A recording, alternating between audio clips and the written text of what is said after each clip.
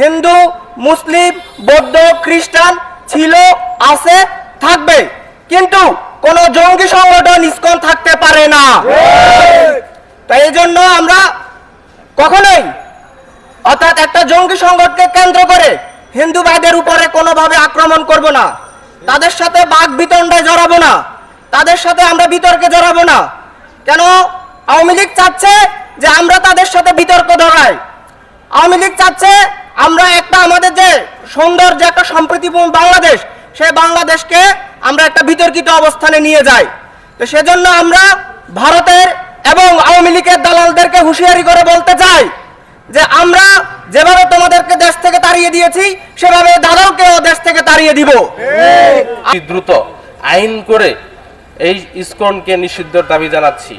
আমাদের বাংলাদেশ একটা ধর্মীয় সম্প্রীতির একটি বাংলাদেশ, কোনো সাম্প্রদায়িক